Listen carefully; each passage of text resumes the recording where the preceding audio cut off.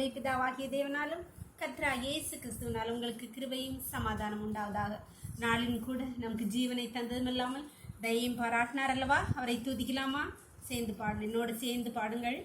கர்த்தரே பாரத்தை வைத்து, கர்த்தர் மேல் பாரத்தை வைத்து விடு, கலங்கி தவிக்காதே, அவரை உன்னை ஆதரிப்பார், அதிசயம் செய்வார். தகப்பனும் தாயும் கைவிட்டாலும் அவரை நம்மை அணைத்துக் கொள்வார். தகப்பனும் தாயும் கைவிட்டாலும் அவரை நம்மை அணைத்துக் கொள்வார்.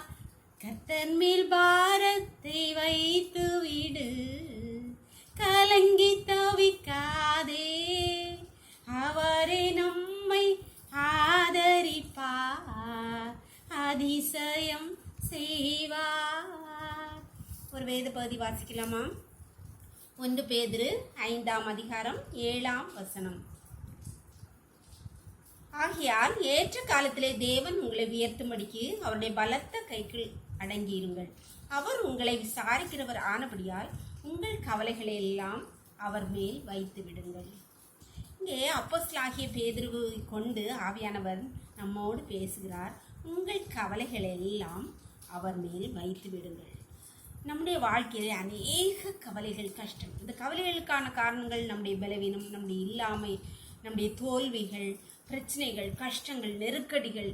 இப்படிப்பட்ட சூழ்நிலையிலே கவலைகள் நம்மை ஆட்கொண்டு நம்மளை ரொம்ப வேதனைப்படுத்தி அதில் நம்ம மூழ்கிட்டோன்னா அதுலேருந்து மீள முடியாமல் பல நேரங்களிலே நம்ம அதிலேருந்து தப்பிக்க முடியாமல் சூழ்நிலையிலே அகப்பட்டு கொள்கிறோம். கவலைப்படுவதனால் ஒரு முளத்தை கூட்ட முடியாதுன்னு இங்கே, அதனால் கவலைப்படாதுங்க, நான் எல்லாத்தையும் பார்த்துக்கணும்னு சொல்கிறார். ஆனால் எங்கே சொல்கிறார்? உங்கள் கவலைகள் எல்லாம் அவர் மேல் வைத்து விடுங்கள். நாம் அநேக வேலையில் அப்பாட்ட போய் புலம்புறோம், அப்பா எனக்கு இதுலேருந்து விடுதலை தாங்கடி. புலம்ப தான் செய்கிறோமே, சொல்ல தான் செய்கிறோமே தவிர ஒருத்தர் வைக்கிறது இல்லை. எல்லாரும் ஏசப்பா இதில் கவலையை சொல்லுங்க, என்கிட்ட நான் பார்த்துக்குவேன்னு சொல்ல, கவலையை வச்சிரு. நம்ம ஒரு இடத்துல போகும்போது ஒரு லக்கேஜை வண்டியில் வச்சுட்டு நம்ம ஃப்ரீயாக உட்காந்துருக்க போல் நம்ம கவலையும் ஏசப்பாட்ட வச்சுட்டு நம்ம ஃப்ரீயாக இருக்கணும். அதை தான் ஏசப்பா சொல்கிறாங்க.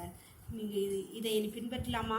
கவலையை, உங்கள் பிரச்சனை எதுக்காக நம்ம உங்ககிட்ட கவலை இருக்கோ, என்ன இல்லாமையா, நெருக்கடிகளா, பிள்ளைகளுடைய திருமண வாழ்க்கையா, வேலை இல்லையா, பிள்ளைகளுடைய படிப்பு சம்பந்தம்னா, பிள்ளைகளை குறித்த கவலையா, கணவரை குறித்த கவலை, என்ன கவலையாக இருந்தாலும் கர்த்தர்கிட்ட வச்சு விடுங்க. அந்நாள் அப்படி தான் செய்தாள். ஆலயத்தில் போய் இருதயத்தை ஊற்றி விட்டு அப்புறம் சந்தோஷமாக. அதை போல் நீங்களும் உங்கள் கவலையை சொல்லிட்டு அப்படியே இந்த பக்கத்து வீட்டுக்காரங்கிட்ட நமக்கு தெரிஞ்சவங்ககிட்ட நம்ம கவலையை ஆற்றுறது போல இல்லை, ஏசப்பாட்ட உங்கள் கவலையெல்லாம் வைத்து விடுங்க.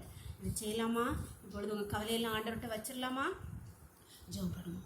நேசிக்கிற அன்பின் தகப்பனே, நாளுக்காக உங்களுக்கு நன்றியப்பா, நன்றியப்பா.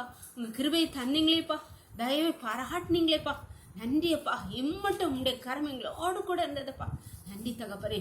நாளில் அடியாளோடு இணைந்திருக்கிற ஒவ்வொரு பிள்ளைகளும் உன்னை கருத்தில் தெரியுமப்பா. ஆண்டவரே, ஒவ்வொரு பிள்ளைகளுக்கும் ஒவ்வொரு கவலையப்பா, என்னென்ன கவலையோடு உம்முடைய சமூகத்திலே வந்திருக்கிறார்களோ அவர்கள் ஒவ்வொருவரும் உம்முடைய சமூகத்திலே உம்மிடத்தில் தங்கள் கவலையை வைத்து விட்டு அப்பா துதியோடு நன்றியோடு மெய் ஆராதிக்க, மெய் துதிக்க, கடந்து செல்ல, ஆசீர்வாதங்களை சுதந்திரிக்க, அதிலிருந்து விடுதலையை பெற்றுக்கொள்ள கர்த்தர் ஒவ்வொரு பிள்ளைகளுக்கும் கிருபை பாராட்டுவீராக, உம்முடைய பலனை கொடுப்பீராக தகப்பனே.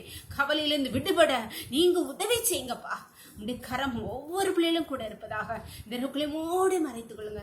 சகல துதியும் கனமும் வல்லமையும் பலனும் ஞானமும் எங்கள் தேவாதி தேவன் ஒருவருக்கே செலுத்துகிறோம். இயேசுவின் மூலங்கள் ஜெபத்தை பரலோகத்தின் தந்தையே, ஆமீன், ஆமீன்.